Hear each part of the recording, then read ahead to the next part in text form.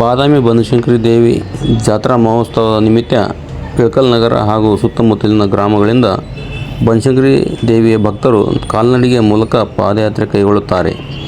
ಈ ಪಾದಯಾತ್ರೆಯುದ್ದಕ್ಕೂ ಹಲವಾರು ಮಹನೀಯರು, ಸ್ನೇಹಿತರು, ತಾಯಂದಿರು ತಮ್ಮ ತಮ್ಮ ಸಂಘಟನೆಗಳ ಮೂಲಕ ದಾಸೋಹ ಸೇವೆ, ಆರೋಗ್ಯ ಸೇವೆ, ಲಗೇಜ್ ಸಾಗಿಸುವ ವ್ಯವಸ್ಥೆ ಮಾಡಿಸಿರುತ್ತಾರೆ. ಅಲ್ಲಲ್ಲಿ ಉಪಹಾರ, ಇಡ್ಲಿ ವಡೆ, ದೋಸೆ, ಪಲಾವ್, ಹಣ್ಣು ಹಂಪಲ, ಎಳೆನೀರು, ನೀರು ಸೇರಿದಂತೆ ಇತರೆ ಅಗತ್ಯ ಸೇವೆಗಳನ್ನು ಒದಗಿಸಿರುತ್ತಾರೆ. ಸಾವಿರಾರು ಜನರು ತಂಡೋಪತಂಡವಾಗಿ ತಾಯಿ ಬನಶಂಕರಿ ದೇವಿಯ ಜಾತ್ರಾ ಮಹೋತ್ಸವಕ್ಕೆ ಹೋಗುತ್ತಿರುವುದು ಸಾಮಾನ್ಯ ದೃಶ್ಯವಾಗಿದೆ. ಚಿಕ್ಕ ಮಕ್ಕಳು, ವಯಸ್ಸಾದ ವೃದ್ಧರು, ಯುವಕರು, ಯುವತಿಯರು ತಂಡೋಪತಂಡವಾಗಿ ಹೋಗುತ್ತಾರೆ.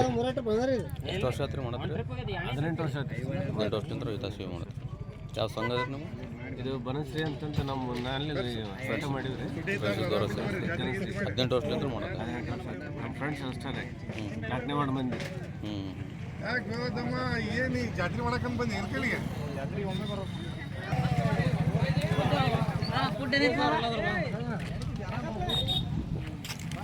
ನಾನು ಕೂಡ ಆರಾಮ್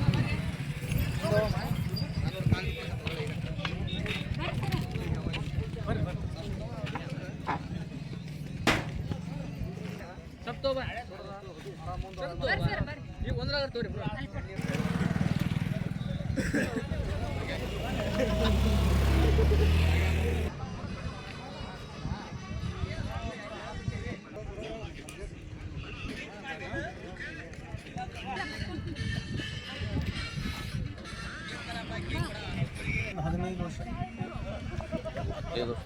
ಸುಮಾರು ಒಂದು 15 ವರ್ಷದಿಂದ ಪ್ರಸಾದ ಇರ್ತಾರೆ ಪ್ರತಿ ವರ್ಷ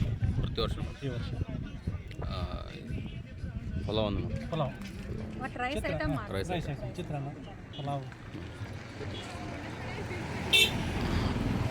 15 ವರ್ಷಲಿಂದ ಇದೇ ಸಾಲ ಬನಶಂಕರಿ ಜಾತ್ರೆ ಹೋಗೋ ಪಾದಯಾತ್ರೆ. 1 ವರ್ಷ ತಪ್ಪಿದೆ ಕೊರೋನಾ ಟೈಮ್ನಾಗ ಅದು ಬಿಟ್ಟರೆ 1 ವರ್ಷ ತಪ್ಪಿದೆ.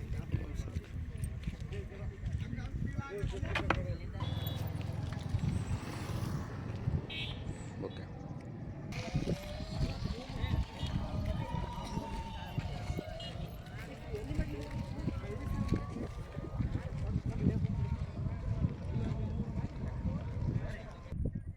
ಎಷ್ಟು ವರ್ಷ ಆಯಿತು ಬನಶಂಕರಿ ಹೋಗುತ್ತೆ? ನಾವು ಕನಿಷ್ಠ ಈಗ 18ನೇ ವರ್ಷದ ನಮ್ಮದು. ಇವ್ರದ್ದು 25 ನಿಮ್ಮದು 25ನೇ ವರ್ಷದ ಇವ್ರದ್ದು. ಎಲ್ಲ ನಾವು ಸತತವಾಗಿ ಪ್ರತಿ ವರ್ಷವೂ ಬನಶಂಕರಿ ಜಾತ್ರೆಗೆ ಪಾದಯಾತ್ರೆಗೆ ಹೋಗ್ತೀವಿ.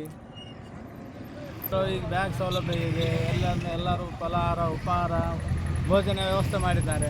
ಮೊದಲು ನಾವು ಹೋಗ್ಬೇಕಾದ್ರೆ ಕಲ್ಲು ಮಣ್ಣು ರೋಡಿತ್ತು. ಎಲ್ಲ ಬ್ಯಾಗ್ ಹೊತ್ಕೊಂಡು, ಬುತ್ತಿ ಹೊತ್ಕೊಂಡು, ಹಾಸಿಗೆಗಳನ್ನೆಲ್ಲ ಹೊತ್ಕೊಂಡು ಜಾತ್ರೆ ಮಾಡಿದ್ದೀವಿ. ಇವಾಗೆಲ್ಲ ಸೌಲಭ್ಯಗಳು ಜಾಸ್ತಿ ಆಗಿದ್ದಾವೆ, ಜನಸಂಖ್ಯೆನೂ ಹಾಗೆ ಜಾಸ್ತಿ ಆಗಿದೆ. ಎಂಥ ನೀರಿನ ವ್ಯವಸ್ಥೆ ಇಲ್ಲಾಂದ್ರೂ ಅಲ್ಲಿರ್ತಾರೆ. ಇವಾಗ ಏನಿದೆ ಗೊತ್ತಿಲ್ಲ, ಹೋಗ್ತಾ ಇದ್ದೀವಿ ಜಾತ್ರೆಗೆ. ಹೌದು ಮಾಡಿದೆ. ಹ್ಞೂ